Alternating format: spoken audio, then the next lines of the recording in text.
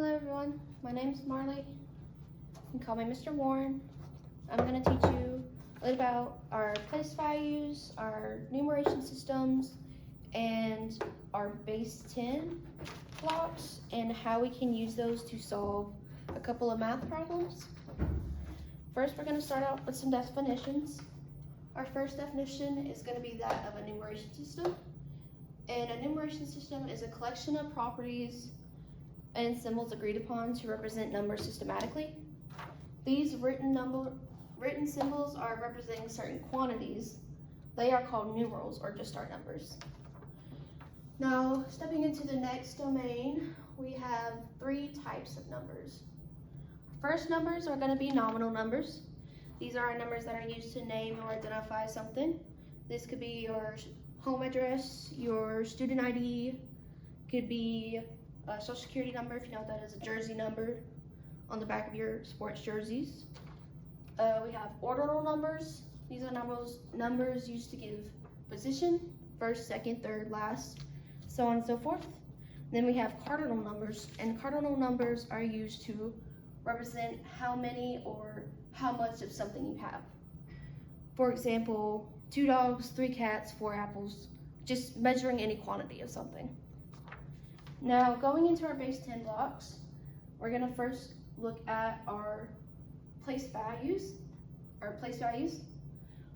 These are the numbers that are going to be constructed from the 10 digits to 0.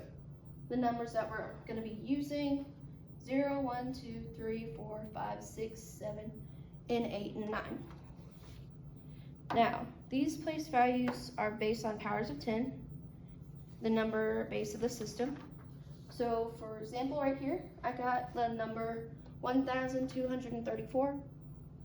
And we have our ones place, our tens place, our hundreds place, and our thousands.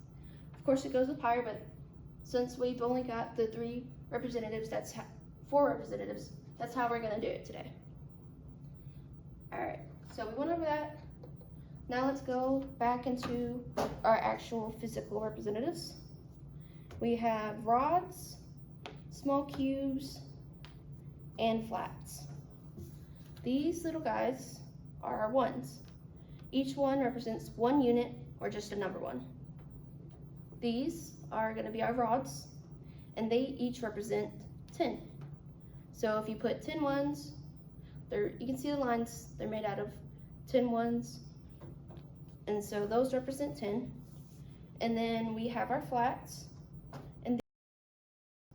and these are going to represent 100. And if you can see, it's just going to be 10 of these rods.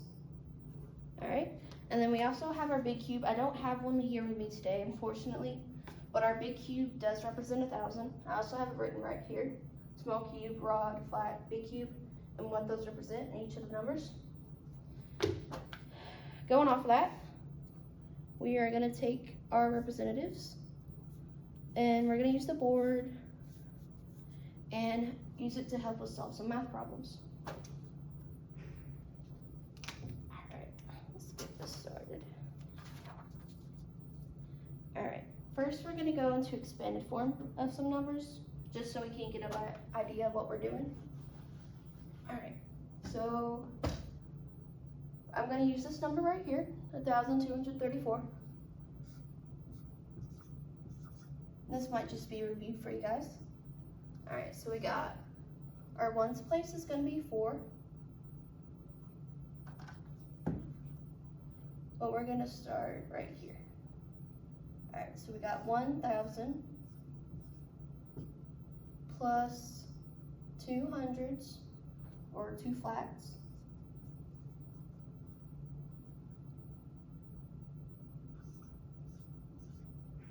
and we got 3 of our rods, so that's going to be 3 tens, or 30, and then 4 ones, so it'll just be 4.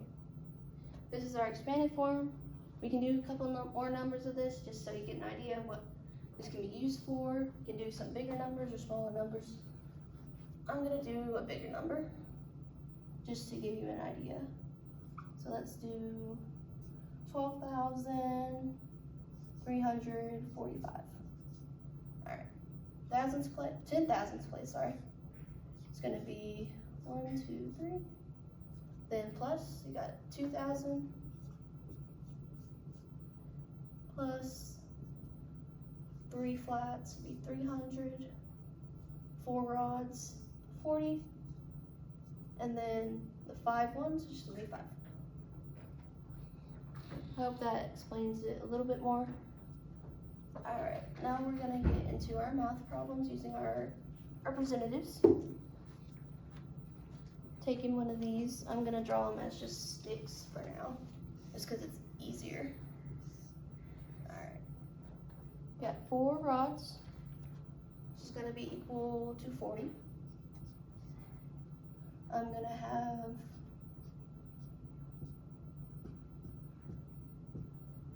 8 ones.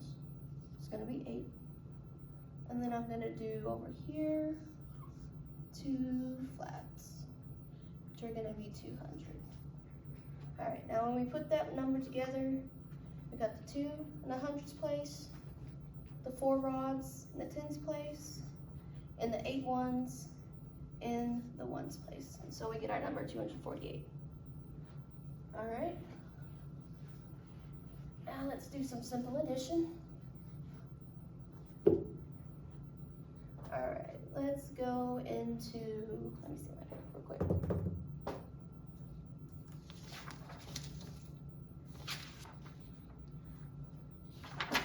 No, that's not. There we go. Alright, I am going to use a big cube for this one, just so you guys can get a feel of what it's like to mess around with the big cube. Does mean 1,000, and this 1,000 can be translated as, let's see, 10 flats. Draw these real quick. Another little bit sloppy. One more. 10 flats that each equal 100. And this is also going to be equal to 100 rods, which I'm not going to draw that out because that's going to be too much, but you get the idea. Alright, going back to our simple math, let's see, let's do 23 plus 67. Alright. So we look at our numbers place first, our ones place first. So we're gonna have 3, I'm gonna represent them as dots. 3 ones and 2 rods in the first number, this represents 23. And then we're gonna add this to our 6 rods.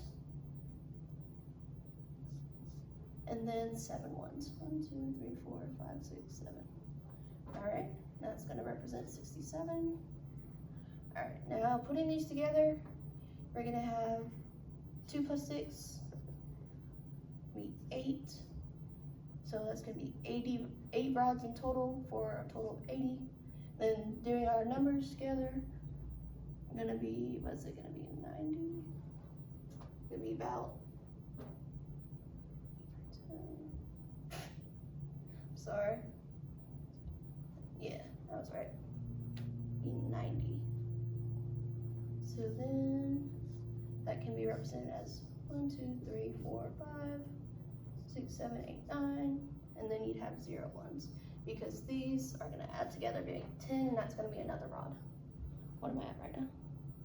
Just say it. 9. All right. Start wrapping up. Start wrapping up. All right. Oh. I'm going to do a small subtraction problem, and then this lesson's going to be concluded. All right, let's do 10, 13 minus 8. So we got our 10 rods, or sorry, 1 rod, 3 ones. Then we have our 8 that we're trying to take away. 3, 4, 6, 7, 8. Now we can take 3 of these away, but what we're gonna do, since we can't take 8 out of 3, so we're gonna make this rod into 10 of these ones. 5, 6, 7, 8, 9, 10. There we go. So now I can take 3, 4, 5, 6, 7, 8. And then we are left with 1, 2, 3, 4, 5. 5 in total. I hope that concludes it all. And let me know if you have any questions. Submit it in the comment section under the Canvas assignment. Thank you. Should I do